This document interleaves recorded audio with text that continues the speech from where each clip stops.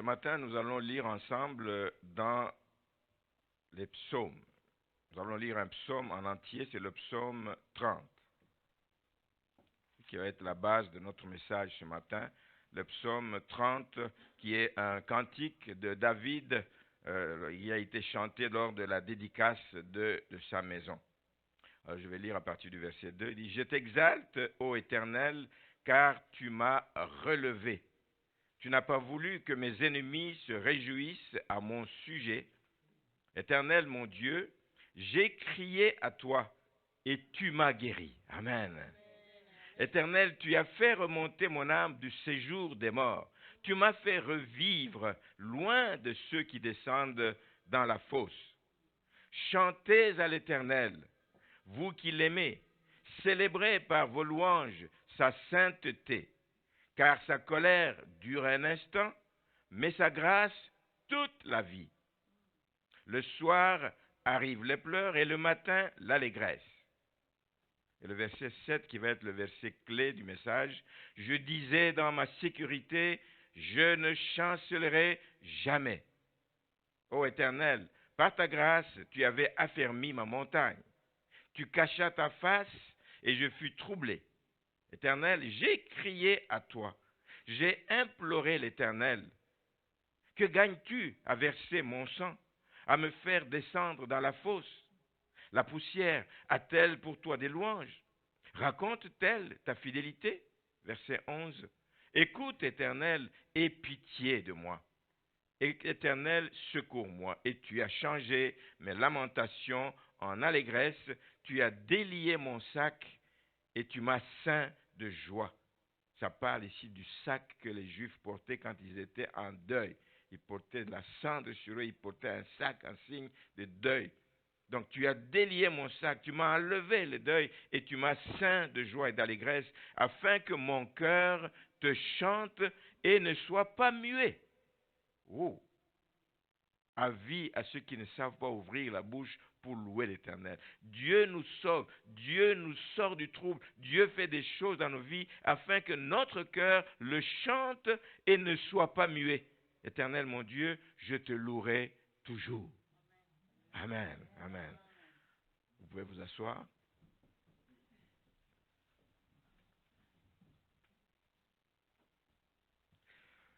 Le titre du message de ce matin est « Je ne chancellerai plus ». Je ne chancellerai plus. Voulez-vous le répéter avec moi?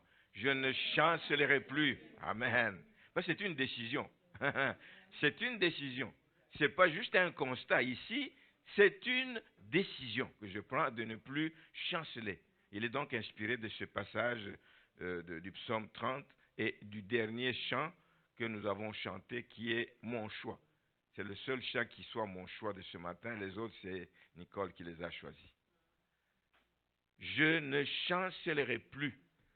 Frères et sœurs, je souhaite tellement que ces paroles, je ne chancellerai plus, soient vraies dans votre engagement. Que ce soit des paroles vraies pour tout chrétien. Je ne chancellerai plus. Que ce soit vrai dans votre engagement comme ouvrier dans la maison de Dieu. Un ouvrier est stable. Alors, un ouvrier doit répéter continuellement, je ne chancellerai plus, je resterai ferme dans la maison du Seigneur. Dimanche dernier, nous avons parlé assez longuement de ce privilège que nous avons d'être ouvriers avec Dieu, de travailler avec Dieu et pour Dieu. C'est ça, être ouvrier. Nous sommes ouvriers avec Dieu, nous travaillons avec lui, mais pour lui, pour l'avancement du royaume. Et c'est un privilège. Mais nous ne devons pas oublier que même quand nous prenons une telle décision, mais il y a quelqu'un qui n'est pas content que nous prenions une telle décision, c'est le diable, c'est l'ennemi. Il rôde, cherchant qui dévorer.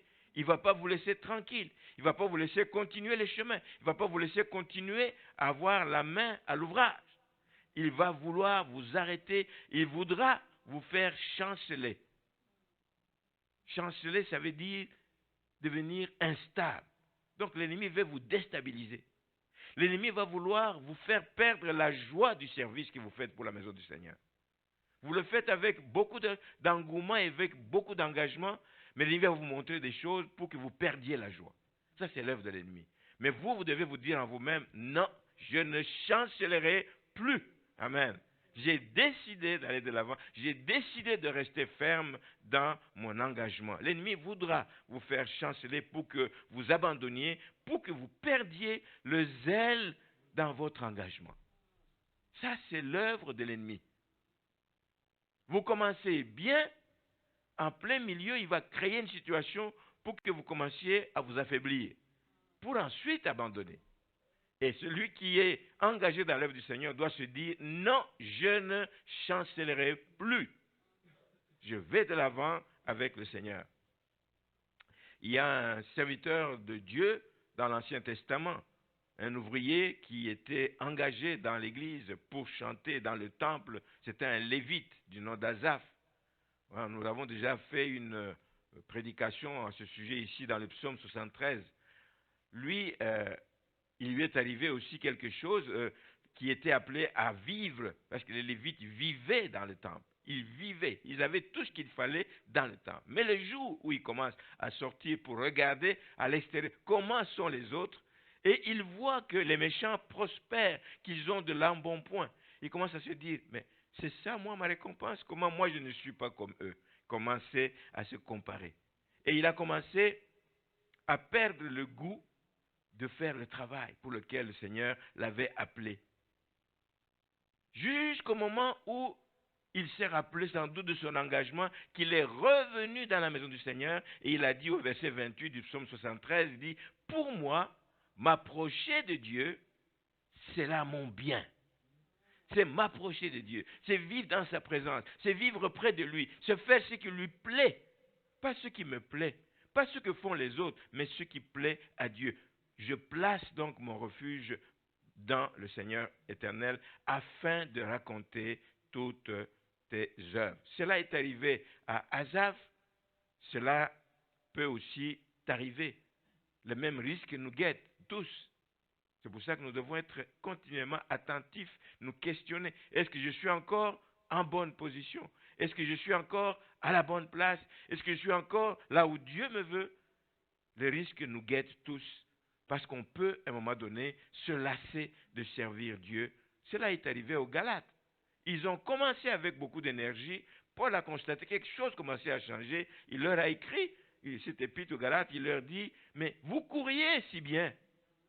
Qu'est-ce qui vous a arrêté? Qui vous a ensorcelé? Qu'est-ce qui vous est arrivé tout d'un coup?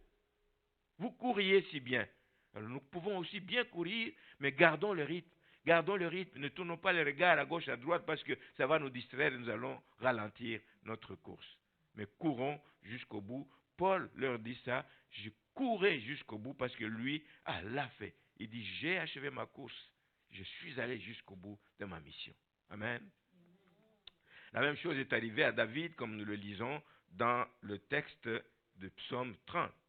À un moment donné de sa vie, David, cet homme que Dieu appelait l'homme selon mon cœur, cet homme qui avait beaucoup de considération vis-à-vis de Dieu, à un moment donné, il lui est arrivé un problème. L'homme dont la Bible dit dans le livre des Actes qu'il a servi au dessein de Dieu.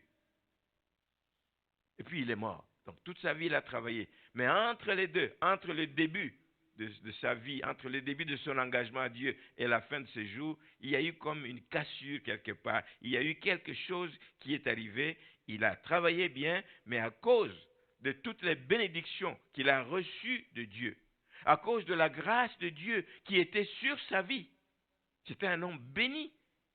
L'homme qu'on appelle David, c'est un homme qui a prospéré. Mais à un moment donné, il a tellement prospéré qu'il a pris pour acquis que tout serait rose à partir de ce moment-là. Tout va bien aller. Ne prenez jamais rien pour acquis. La vie chrétienne est un combat.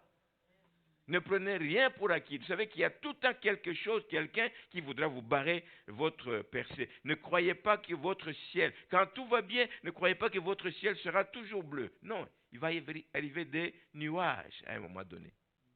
Il va arriver des nuages. Ne croyez pas que votre vie sera toujours une vie sans problème.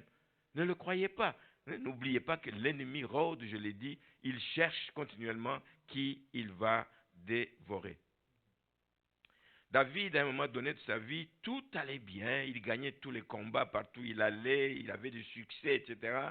Et il a fait une réflexion où il s'est dit à un moment donné, je ne chancellerai pas. Je ne chancellerai plus jamais. Il dit, au point où je suis arrivé, je ne chancelle. Alors réfléchis comme David, tout court, c'est être prétentieux. C'est comme si je ne chancellerais plus par moi-même, par ma force, par mes propres capacités. Non, c'est oublier qu'on a besoin, même quand tout va bien, même quand on est engagé, full engagé pour le Seigneur, on a encore besoin de recourir à Dieu. On a encore besoin de continuellement nous approcher de lui. Et dans le chant que nous venons de chanter justement, il est dit, je ne chancellerai jamais, mais on ajoute, tout comme un arbre planté près de la rive. Oh, ça fait toute la différence. David a dit, je ne chancellerai jamais, point. Mais dans le chant, nous disons, je ne chancellerai jamais, tout comme un arbre planté près de la rive. Ah oui, c'est fait toute la différence. Parce qu'un arbre planté près de la rive enfonce ses racines dans le courant d'eau. C'est alors que son feuillage ne se flétrit point, nous dit la Bible dans le psaume 1. C'est alors que son feuillage ne se flétrit point et qu'il va porter le fruit en sa saison. Pour ne pas chanceler, il y a une condition, ou il y a des conditions. Pour ne pas chanceler, ce n'est pas juste une déclaration, il y a des conditions, il y a des gestes, il y a des attitudes à adopter dans la vie chrétienne. Alors, si vous voulez, frères et sœurs, continuer à être productif dans votre vie chrétienne, si vous voulez continuer à travailler pour faire avancer le royaume, attachez-vous au Seigneur.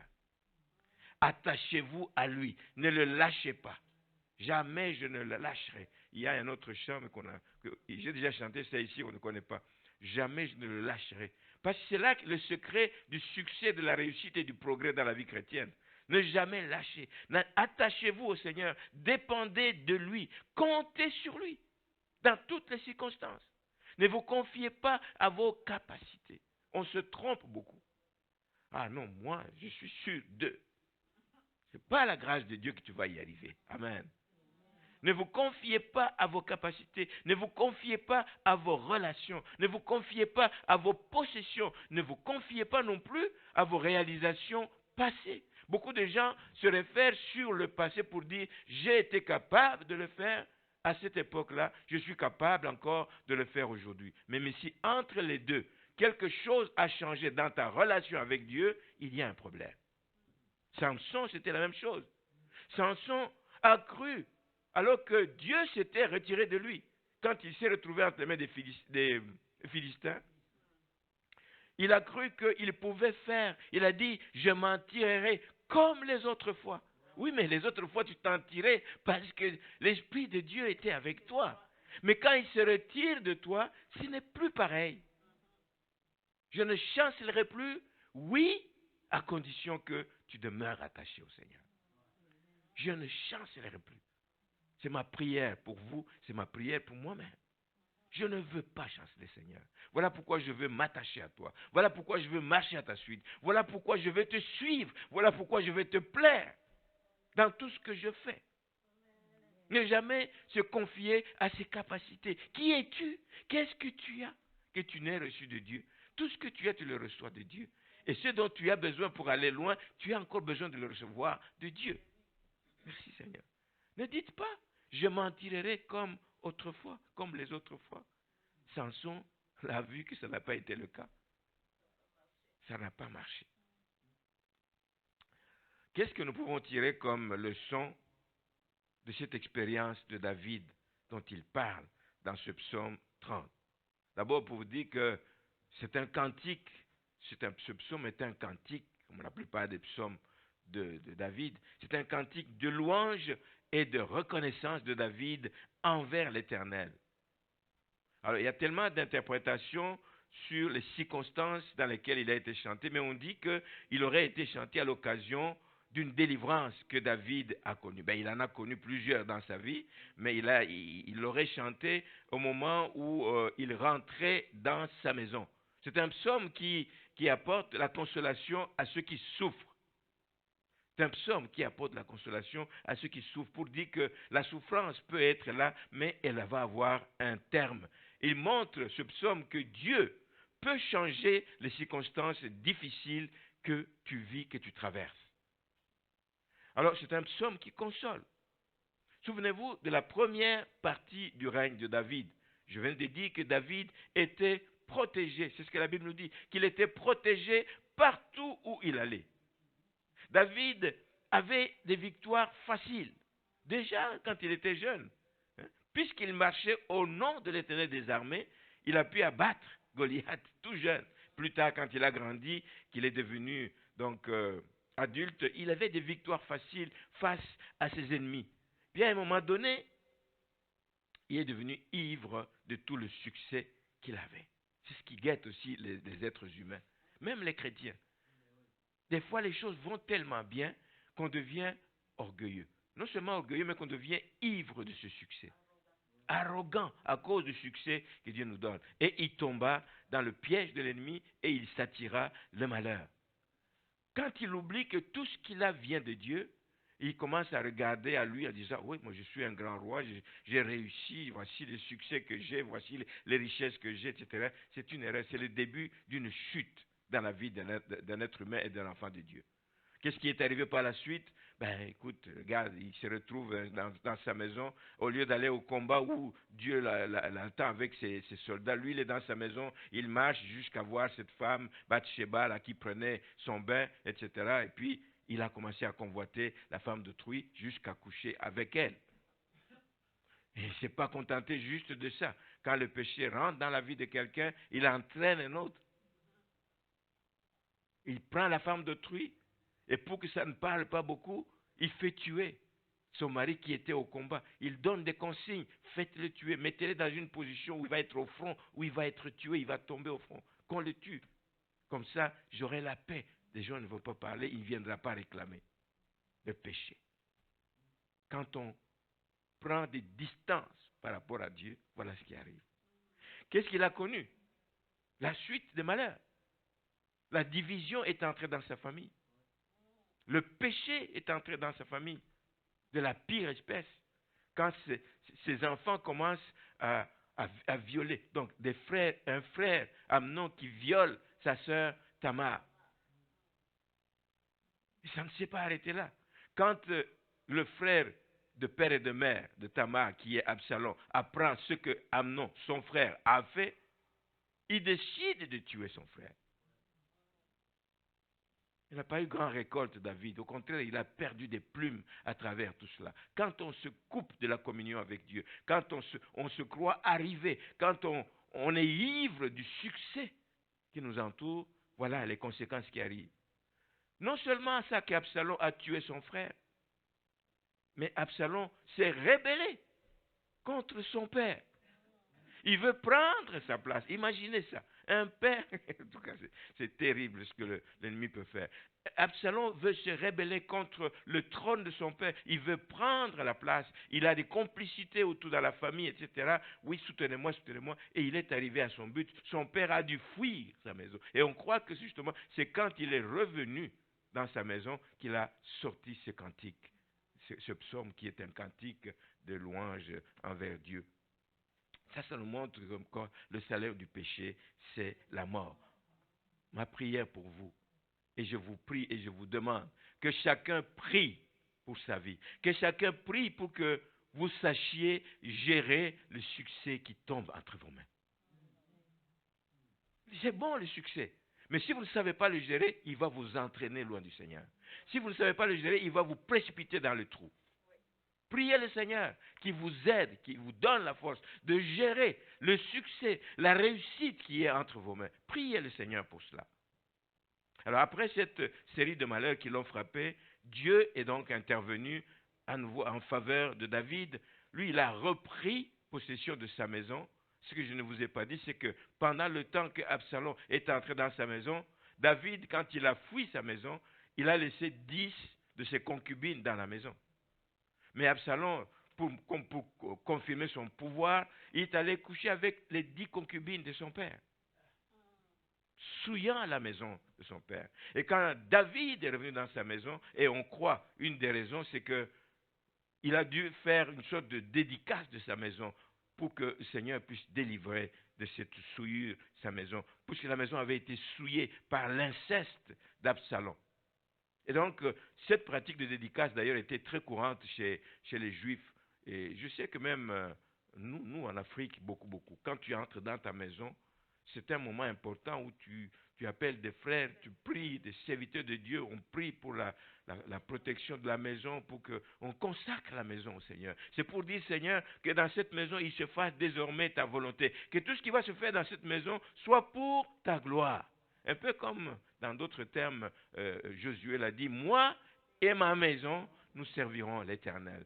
Dédicacer la maison, dédier la maison, la consacrer à Dieu. Faites-le aussi. Même quand vous déménagez, même si ce n'est pas votre propre maison, dans l'appartement que vous allez louer, Seigneur, dans cette maison, que tout soit pour ta gloire. Que tout soit pour ta gloire. Puissions-nous faire donc la même chose quand nous rentrons dans une maison. Alors maintenant, David dit quoi dans ce cantique? On va y aller un peu plus vite. David commence par exalter Dieu. Ça veut dire qu'il élève Dieu parce qu'il reconnaît ses nombreux bienfaits. Même quand tu es dans les troubles, ça n'enlève rien aux bienfaits que Dieu a fait. Même quand tu es passé par des moments difficiles, ça n'enlève rien, ça ne doit pas te faire oublier les bienfaits de Dieu. Il commence par exalter Dieu, par élever Dieu, par dire du bien de son Dieu pour les bienfaits. Et surtout parce que Dieu a exaucé sa prière. Pendant qu'il était en fuite, il priait Dieu. Il demandait à Dieu la grâce que la situation revienne à la normale. Quand il était dans le trouble, il n'a pas abandonné Dieu, il s'est de nouveau tourné à Dieu et Dieu a été attentif à sa prière et Dieu a exaucé. Donc il élève l'Éternel et Dieu l'a restauré de la rébellion d'Absalom. Il est rentré dans ses maisons. Il avait été terriblement secoué quand il dit tu m'as guéri. Oui, la guérison n'est pas seulement d'une maladie physique, la guérison peut être aussi des problèmes émotionnels, des problèmes, je ne sais pas, psychologiques que tu pouvais avoir. Tu m'as guéri parce que tu m'as enlevé ce fardeau de tout le poids que j'avais du comportement de mon enfant Absalom. Tu m'as guéri. Et je prie que Dieu restaure les parents. Il y a des parents qui sont rongés. Des années, qui sont rongés par le mauvais comportement de leurs enfants. Je prie que Dieu restaure, Dieu guérit les cœurs, que Dieu restaure les cœurs de ses parents. Dieu, il exalte Dieu parce que Dieu n'a pas permis, comme il dit, que ses ennemis, les ennemis de son règne, se réjouissent de son malheur. Ça a duré un temps, mais Dieu a arrêté cela. Il est revenu à son poste, il est revenu prendre sa place. Il n'a pas permis que les ennemis se réjouissent. Et Dieu l'a guéri de tout ce qui le perturbait. Dieu l'a guéri et l'a fait échapper à la mort, dit-il. Voilà tout un tas de raisons d'exalter Dieu. Mais David, on voit que en exaltant Dieu, il ne l'a pas fait seul. Quand au verset 5, il dit « Chantez à l'Éternel ». Quand il l'a fait, quand il consacrait, il dédicaçait sa maison de nouveau à Dieu, mais il ne l'a pas fait seul. Il avait des gens autour de lui. Il y avait des gens qui lui étaient restés fidèles. Il y avait des gens qui aimaient Dieu autour de lui. Il dit « Chantez avec moi, chantez à l'Éternel, vous qui l'aimez, célébrez par vos louanges sa sainteté. Dieu est 3 fois saint. » Il réalisa donc, David, que c'était vraiment un bon moment de louer le Seigneur parce que sa colère, dit-il au verset 6, excusez-moi, car sa colère dure un instant, mais sa grâce toute la vie. Toute la vie. Elle coule toute la vie. Le soir arrivent les pleurs, c'est une image qu'il donne. Le soir arrivent les pleurs. Quand il était dans le trouble, quand il a dû fuir pour aller dans le désert, c'était comme un soir où les pleurs arrivaient. Mais le matin, l'allégresse, parce que Dieu n'a pas tardé de répondre. Amen. Dieu est lent à la colère. Il est riche en bonté. C'est un Dieu miséricordieux. Et il voit que il dit à ces gens, célébrez l'Éternel parce que sa colère ne dure pas à toujours. C'est un Dieu miséricordieux. Sa grâce est disponible à quiconque se tourne vers lui. Alors puissions-nous, nous aussi, imiter David. Imiter David pour ne jamais oublier les bienfaits de Dieu. Les remercier continuellement pour ses multiples interventions dans nos vies parce qu'il ne faut pas prendre la grâce de Dieu en vain. savez que Dieu ne te doit rien. Dieu ne me doit absolument rien. Tout ce qu'il nous accorde, c'est par grâce. Alors nous avons vraiment des raisons de continuer à le louer. Donc, non seulement que David élève Dieu dans son cantique, mais il est sincère avec lui-même. Oh, j'aime ce chant. Il n'a pas de faux semblants. Il n'élève pas Dieu en oubliant que, quelque part, les malheurs et les problèmes qui sont arrivés, il est à la base de ça. Nous lisons au verset suivant, il dit, « Je disais dans ma sécurité, je ne chancellerai jamais. » Il reconnaît son erreur. Il reconnaît sa responsabilité dans ce qui lui est arrivé. Il en prend tout le blâme. Je me disais à moi-même, dans ma sécurité, quand tout allait bien, je me disais que je ne chancellerai jamais. Oh, il y a des gens qu'on connaît qui l'ont déjà dit aussi dans leur vie. Dieu a béni, il a versé sa grâce, déversé sa grâce sur leur vie, mais ils ont dit, ah, c'est fini, la pauvreté, des choses comme ça. Mais c'est oublier que ce qui t'arrive, c'est la grâce de Dieu. Et que tant et aussi longtemps que tu resteras en communion avec lui, oui, il va continuer à te bénir. Mais si tu le lâches, mais tu peux tout perdre également. Amen. Lui, il reconnaît son erreur. Il reconnaît qu'il avait mis trop de confiance en lui-même. Il avait mis toute sa confiance. Il a mis sa confiance dans sa prospérité. Je suis bien. Il avait mis sa confiance en lui. Mais il est honnête quelque part. Même quand il reconnaît que même tout ce qu'il a eu, c'est Dieu qui l'a établi. Parce qu'il dit, Éternel, par ta grâce, tu avais affermi ma montagne. Tu avais affermi mon règne. Il régnait à Jérusalem, sur la montagne de Sion. Donc, tu avais affermi mon autorité. Tu avais affermi mon règne. Il le reconnaît quelque part. Il dit, je le sais. Et si le problème est arrivé, c'est quelque part de ma faute. Donc, il avait affermi son pouvoir et il le reconnaît. Et malheureusement pour lui, il ne ressentait plus le besoin de la proximité avec Dieu.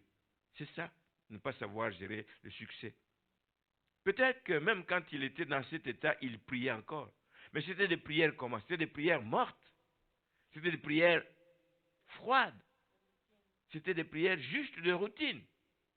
C'était des prières sans ferveur. Parce que la Bible nous dit, c'est la prière fervente du juste qui a une grande efficacité. On peut prier, mais juste pour la routine. On peut prier juste superficiellement. Et c'est ce qu'il lui faisait sans doute. C'est comme dans un couple. Un couple s'entretient. La flamme du premier amour doit s'entretenir continuellement. Quand tu ne l'entretiens pas, ben, il y a des failles, il y a des fissures qui commencent à se créer dans le couple. Alors, qu'est-ce qui est arrivé quand il s'est écarté de Dieu? Il a dit, tu as caché ma face. Dieu n'a pas tardé à lui cacher sa face. Et c'est ça qui a été le début de tous les troubles que nous venons d'évoquer, qu'il a connus dans sa famille et durant son règne. Ce que ça nous apprend à ce niveau-ci de David, c'est que ça nous apprend que la vraie sécurité, celle qui dure, est en Dieu seul. La vraie sécurité est en Dieu seul. Elle n'est pas dans le bien-être matériel, elle n'est pas dans n'importe quel... On peut se créer toutes sortes de refuges. Mais la sécurité n'est pas là-dedans. Tout peut s'écrouler un jour comme un château de cartes. Mais la vraie sécurité, celle qui dure, celle qui nous tient, est dans le Seigneur seul. Et ça, c'est véritablement une mise en garde pour les enfants de Dieu, parce que quand on s'attache à des choses qui sont passagères, ben, ça peut s'écrouler à un moment donné. Alors je me disais à moi-même, dit-il, nous aussi nous nous disons des choses à nous-mêmes. Mais qu'est-ce que nous nous disons? Ne nous disons jamais rien qui nous éloigne du Seigneur. Ne nous disons jamais rien qui nous fasse oublier que nous avons besoin du Seigneur en toutes circonstances. Ne nous disons jamais rien de pareil. Frères et sœurs, s'il arrive que Dieu nous cache sa face, ce n'est pas parce qu'il nous aime, pas. C'est simplement pour attirer notre attention. Je pensais, pendant que je préparais ça, je pensais à ce que souvent, Maman Donna disait quand il était avec la garderie, quand il est en train de changer les couches des enfants, etc., il s'aperçoit que l'enfant a besoin de voir que le regard, ça sécurise l'enfant, que le regard est sur l'enfant. Quand tu tournes le regard, par exemple, tu le fais aussi avec tes enfants pour manifester ton mécontentement. Et l'enfant a fait quelque chose de mauvais, tu tournes le regard. L'enfant comprend que tu n'es pas. C'est la même chose avec Dieu. C'est pour attirer notre attention. C'est pour nous montrer qu'il veut que nous puissions changer quelque chose dans notre vie. C'est pour faire comprendre la fragilité de l'homme qui marche loin de la face de Dieu. On devient fragile, on devient fragile. Alors mettons de côté tout ce que nous pouvons avoir comme prétention et parfois même comme arrogance. Mettons toutes ces choses de côté. Nous n'avons pas, vis-à-vis de Dieu, nous n'avons pas besoin d'être arrogants. Rien du tout. Parce que qui sommes-nous devant lui? Que pouvons-nous faire sans lui? Rien. Mettons de côté ces choses. Tout ce qui est arrogance. Tout ce que nous pouvons chercher à trouver dans notre vie comme des solutions pour remplacer Dieu. Des solutions palliatives à ce que Dieu fait. Des solutions de rechange. Il n'y en a pas. On a besoin de Dieu, point final. Il n'y a pas de solution palliative. C'est comme quelqu'un qui dirait, bon, c'est pas grave, le soleil ne se lève plus dans ma vie. Et on a besoin de soleil pour beaucoup de raisons. On va dire, ben, écoute, si le soleil ne vient pas, mais, la lune va être là, les étoiles, mais ne font pas le même effet. La présence de Dieu, c'est comme la présence du soleil dans la vie de quelqu'un. Amen. On en a besoin. On ne peut pas se contenter de la lune, on ne peut pas se contenter des étoiles. Non.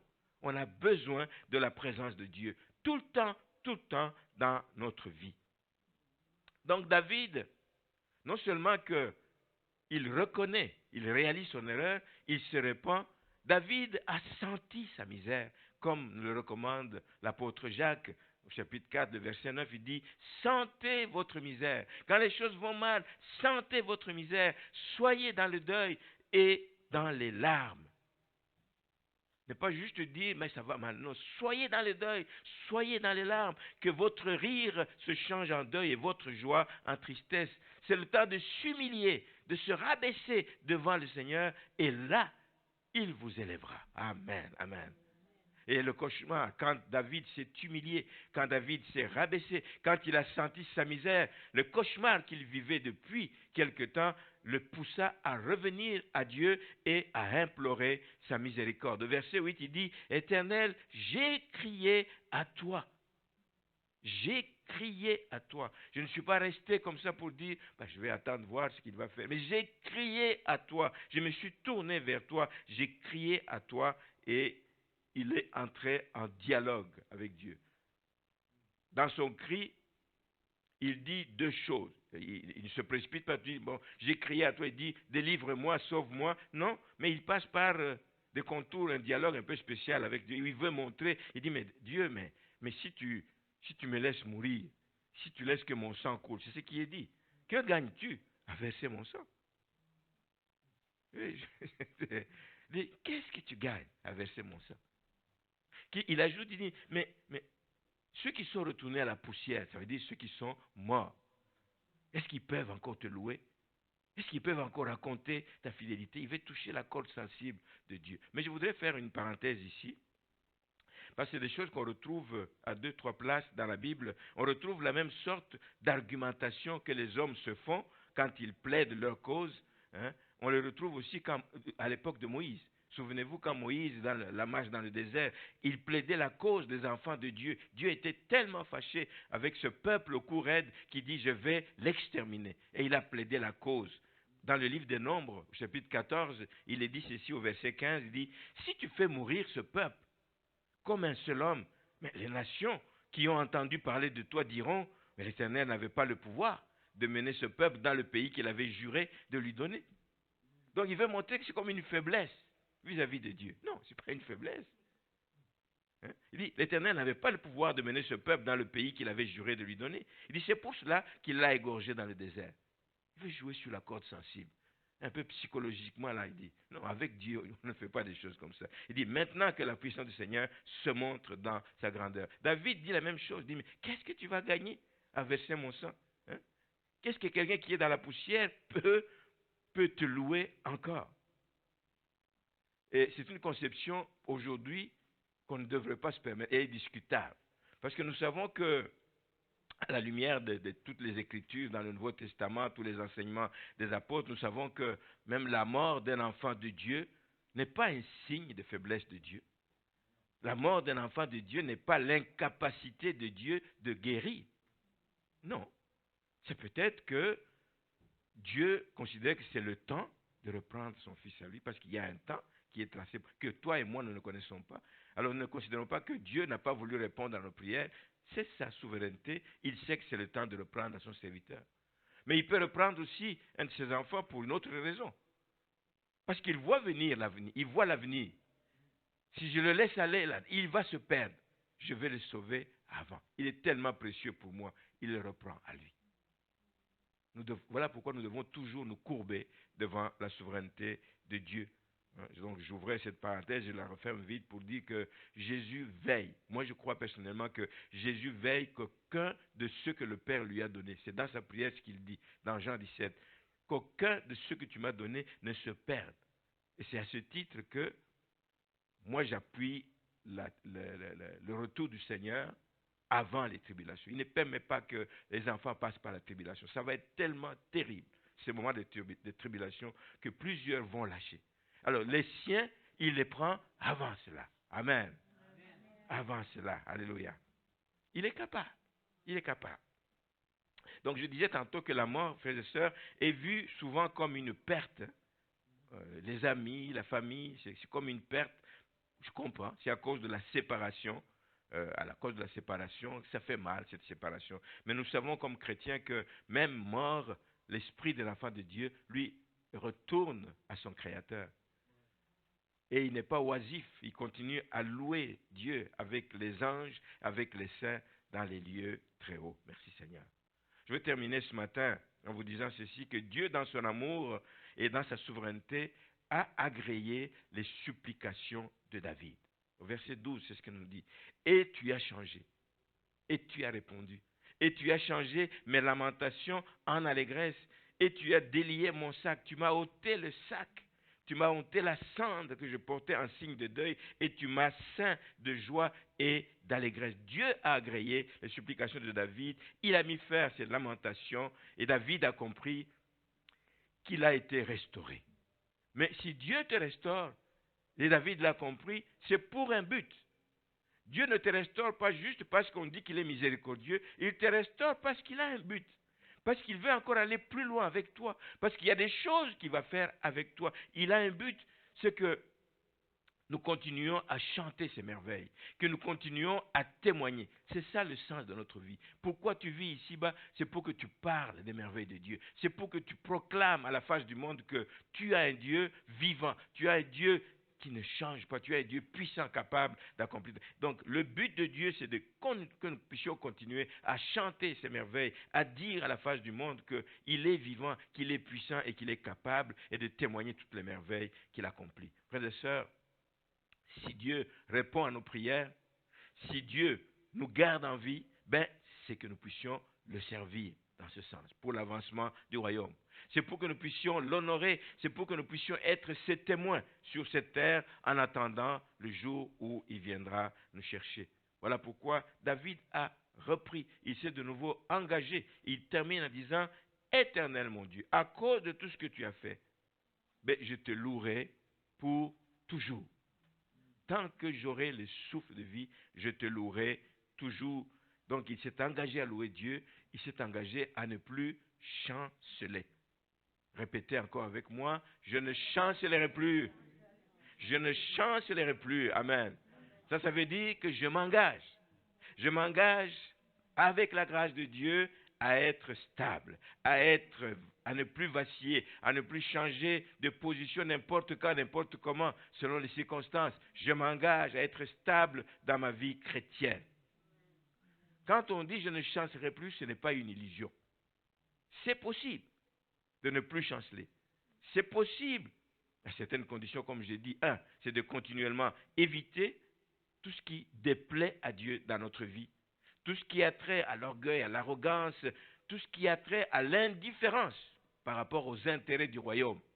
Ne soyez jamais indifférents par rapport. Les intérêts du royaume doivent toujours être au premier plan dans notre vie. Voilà des choses qui nous permettent de demeurer stables et de ne plus chanceler. C'est de rester attaché au cep. Lui, il est le cep. Nous sommes des branches. Restons attachés. Une branche qui est attachée est nourrie. Une branche qui est attachée est forte. Une branche qui est attachée résiste aux tempêtes parce que la sève circule. La sève circule, la vie de Dieu habite en nous et nous donne la force de continuer. Si vous voulez ne pas chanceler, demeurez ferme dans la foi et mettez toute votre espérance dans le Seigneur. Alors, tout ce que vous ferez réussira, comme on l'a dit. On l'a lu dans le psaume 1, mais Jérémie l'a dit aussi, vous serez comme un arbre planté près des eaux et qui étend ses racines vers le courant. Il n'aperçoit point la chaleur quand elle vient et son feuillage reste vert. Dans l'année de la sécheresse, il n'a point de crainte et il ne cesse de porter du fruit. Jérémie 17, verset 18. Ma prière est que vous restiez verts, que vous soyez porteurs de fruits en tout temps, quelle que soit l'époque de votre vie, que vous portiez toujours de fruits et que le Seigneur vous en rende capable. Amen.